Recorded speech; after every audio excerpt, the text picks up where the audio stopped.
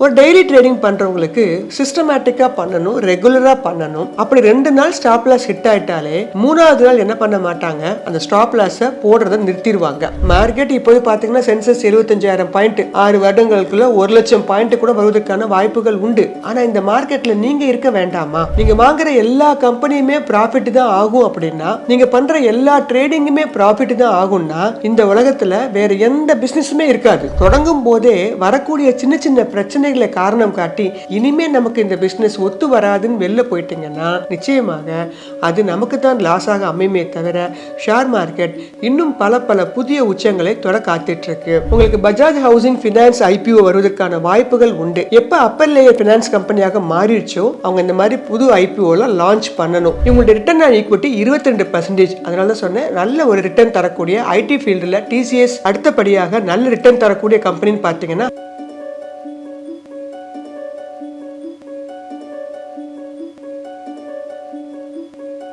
Wealth cafe நேயர்களுக்கு வணக்கம். நம்ம வாரம் ஒரு திருக்குறள் பதிவாக ஒரு பதிவை பார்த்துட்டு இருக்கோம். அது எவ்வாறு நம்மளுடைய ஷேர் மார்க்கெட்டுக்கு பொருந்துகிறது அப்படின்னு பார்த்துட்டு இருக்கோம். அந்த வரிசையில் நம்ம இந்த வாரம் பார்க்க போற ஒரு திருக்குறள் என்ன அப்படின்னு கேட்டிங்கன்னா, வினைக்கண் வினைக்கெடல் ஓம்பல் வினைக்குறை தீர்த்தாரின் தீர்த்தன்று உலகு. இதனுடைய குறளுடைய பொருள் என்ன அப்படின்னு கேட்டீங்கன்னா, ஒரு செயலை செய்யும் போதே அதை தொடர்ந்து செய்வது கடினம் அப்படின்னு எண்ணிக்கொண்டு செய்யாம விட்டுடாதீங்க.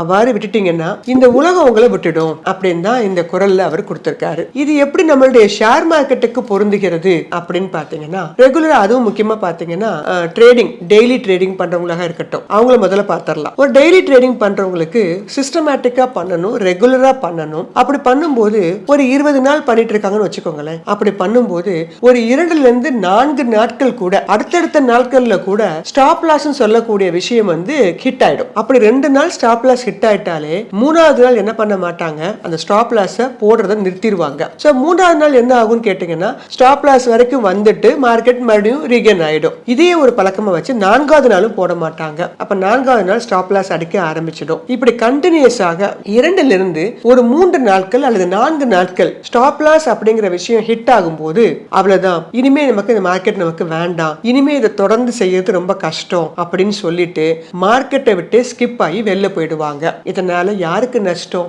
மார்க்கெட்டுக்கா நஷ்டம்? அதான் இங்க சொல்லிருக்காரு, இந்த உலகம் விட்டு விடும். மார்க்கெட் உங்களை கைவிட்டுருச்சு. மார்க்கெட் இப்போது பாத்தீங்கன்னா சென்செக்ஸ் 75,000 பாயிண்ட் இன்னும் அதிகமாக இன்னும் அடுத்த 5 வருடங்கள் 6 வருடங்களுக்குள்ள 1,00,000 பாயிண்ட் கூட வருவதற்கான வாய்ப்புகள் உண்டு. ஆனா இந்த மார்க்கெட்ல நீங்க இருக்க வேண்டாமா? அப்படி இருக்கணும் அப்படின்னா இந்த ஆரம்பத்துல பிகினிங் ஸ்டேஜ்ல வரக்கூடிய சில இடைஞ்சல்களால சில இடையூறுகளால நீங்க இந்த பிசினஸ் வேண்டான்னு இக்னோர் பண்ணிட்டீங்க அப்படின்னா நீங்க எப்படி இந்த லாபத்தை நீங்க கண்ணில் பாப்பீங்க? சோ ஆரம்பத்துல எந்த ஒரு பிசினஸா இருந்தாலும் சரி உங்களுக்கு கண்டிப்பாக இடைஞ்சல்கள் வரத்தான் செய்யும். எடுத்தோடனே எல்லா பிசினஸ்லயும் என்ன வராது, உங்களுக்கு ப்ராஃபிட் வராது. இதுவும் ஷேர் மார்க்கெட் பிசினஸ் தானே. அப்ப இந்த பிசினஸ்ல உங்களுக்கு என்ன வரும், சில பிரச்சனைகள் வரதான் செய்யும். இதுவே இன்வெஸ்டரா இருக்காங்கன்னு வச்சுக்கோங்களேன், லாங் டர்ம் இன்வெஸ்டரா இருக்கலாம், இல்ல ஷார்ட் டர்ம் இன்வெஸ்டரா இருக்கலாம். அவங்க வாங்கிட்டே வரலாம் கம்பெனிஸ். சில நேரங்கள்ல சில கம்பெனிகள் உங்களுக்கு என்ன பண்ணிடும், லாஸ் வச்சிடும். நீங்க வாங்குற எல்லா கம்பெனியுமே ப்ராஃபிட் தான் ஆகும் அப்படின்னா, நீங்க பண்ற எல்லா ட்ரேடிங்குமே ப்ராஃபிட் தான் ஆகும்னா இந்த உலகத்துல வேற எந்த பிசினஸுமே இருக்காது,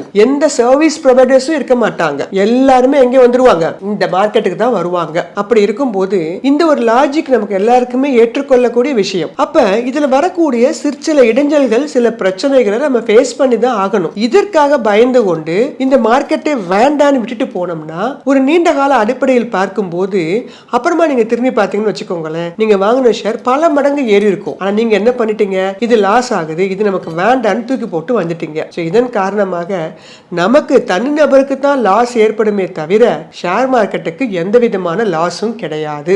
அதனால நேயர்கள் எப்போதுமே ஒரு செயலை செய்றீங்கன்னா, ஒரு பிசினஸ் ஆரம்பிக்க போறீங்க, ஷேர் மார்க்கெட் பிசினஸ் ஆரம்பிக்க போறீங்க, நீங்க ட்ரேடரா இருக்கலாம், இல்ல கமாடிட்டி பண்ணலாம், இல்ல ஆப்ஷன்ஸ் பண்ணலாம், இல்ல ஸ்விங் ட்ரேடிங், இந்த மாதிரி நிறைய டைப்ஸ் இருக்கு. இதுல முதல்ல என்னென்ன பிரச்சனைகள் வரும், எவ்வளவு தூரம் நமக்கு லாஸ் வருவதற்கான வாய்ப்புகள் உண்டு, நம்மளால எவ்வளவு அதை தாங்கிக் கொள்ள முடியும் அப்படிங்கறத தெரிந்து கொண்டு அப்புறமாவே உள்ள வரணும். வந்த பிறகு என்ன பண்ணக்கூடாது, யோசிக்க கூடாது.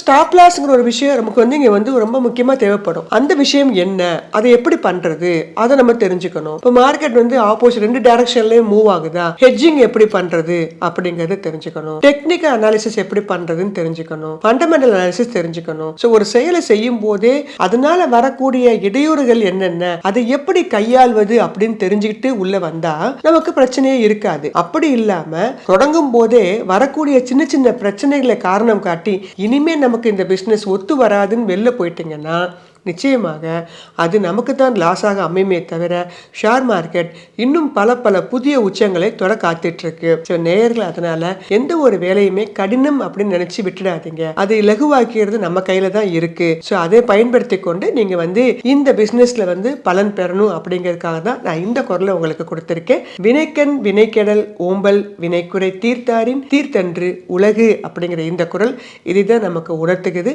எனவே கடினமாக எந்த செயலையும் நினைக்காம அதை விட்டு விடாம தொடர்ந்து செய்யுங்க. நிச்சயமாக நமக்கு அது என்ன வரும், லாபம் வரும். தொடர்ந்து செய்தனா லாஸ் பண்ணிட்டே இருக்கிறது அல்ல. நீங்க லாஸ் பண்ணிட்டே இருக்காம ஸ்டாப் லாஸ்ங்கிற ஒரு விஷயத்தை வைத்துக்கொண்டு ட்ரேடிங்ல இறங்கணும். இன்வெஸ்டரா இருந்தீங்கன்னா மாதம் மாதம் ஒரு கம்பெனி ஷேர்ஸை வாங்கிட்டே வந்துட்டு இருந்தோம்னா இந்த மாதிரி கடினமான இருக்கக்கூடிய சில பிரச்சனைகள் எல்லாம் தகர்த்து நம்ம வெகு விரைவில் லாபகரமான ஒரு சூழ்நிலைக்கு நம்ம வந்துருவோம். அதுக்கு நமக்கு டைம் தேவை. அதனால தான் நீங்க உடனே இந்த செயலையும் விட்டுடாம கண்டினியூட்டியா பண்ணுங்க. டெஃபினட்டாக நமக்கு ஷேர் மார்க்கெட்லயும் நல்ல லாபம் கிடைக்கும். மார்க்கெட் கேப் வரிசையில நம்ம சில கம்பெனிகளை வரிசையாக பார்த்துட்டே வந்துட்டு இருக்கோம். அந்த வரிசையின் அடிப்படையில் நம்ம இன்னைக்கு பார்க்க போற கம்பெனி பஜாஜ் பினான்ஸ் சொல்லக்கூடிய நான் banking finance company. Bajaj finance இந்த பதிவின் போது பாத்தீங்கன்னா அவங்களுடைய கரண்ட் மார்க்கெட் பிரைஸாக 7229 அப்படிங்கிற இடத்துல ட்ரேட் ஆயிட்டு இருக்கு. ஒரு ஷேர் விலையே இவ்வளவு ரூபாயா, நாங்க எப்படி வாங்குறது அப்படிலாம் யோசிக்காதீங்க. முடிந்தவர்கள் ஒரே ஒரு ஷேர் கூட நீங்க வாங்கிக் கொள்ளலாம். ஏன்னா இவங்களுடைய மார்க்கெட் கேப் 4,47,506 கோடி. ஒரு ஷார்ட் டேர்ம் டார்கெட்டாக இது வெகு சிறையில் பாத்தீங்கன்னா அடுத்த 6 மாதத்துல எல்லாம் 10,000 அப்படிங்கிற நிலைமைக்கு வருவதற்கான வாய்ப்புகள் உண்டு. ஸ்வாட் அனாலிசிஸ்ல கிட்டத்தட்ட 11 பாயிண்ட்ஸ் தன்னகத்தை வச்சிருக்காங்க.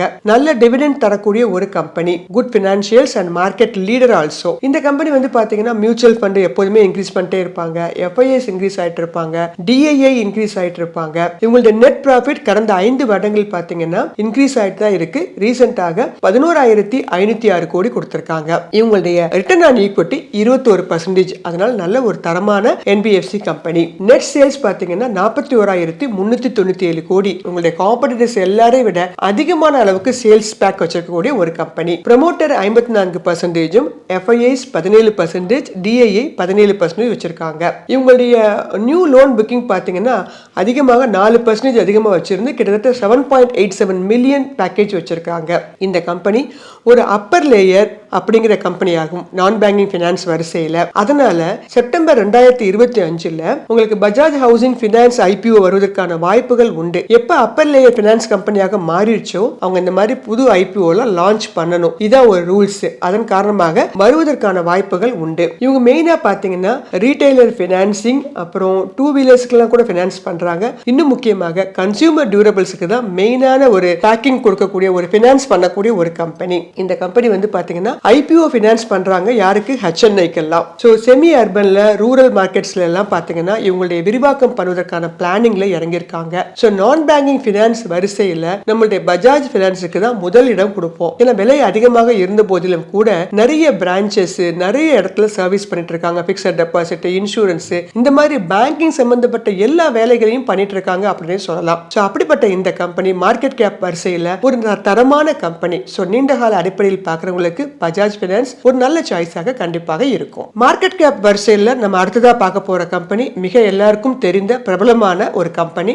HCL tech. இந்த கம்பெனி பாத்தீங்கன்னா ஐடி சர்வீசஸ் பண்ணிட்டு இருக்கக்கூடிய ஒரு கம்பெனி, எல்லாருக்கும் தெரிந்ததுதான். இவங்களுடைய கரண்ட் மார்க்கெட் பிரைஸாக 1,521 ரூபாய் அப்படிங்கிற இடத்துல ட்ரேட் ஆயிட்டு இருக்கு. இவங்களுடைய மார்க்கெட் கேப் 4,12,884 கோடி. பேஸ் வேல்யூ 2 ரூபாய். ஏன்னா இதுக்கு முன்னாடியே பாத்தீங்கன்னா போனஸ், ஸ்டாக் ஸ்பிளிட் இதெல்லாம் பண்ணிருக்காங்க.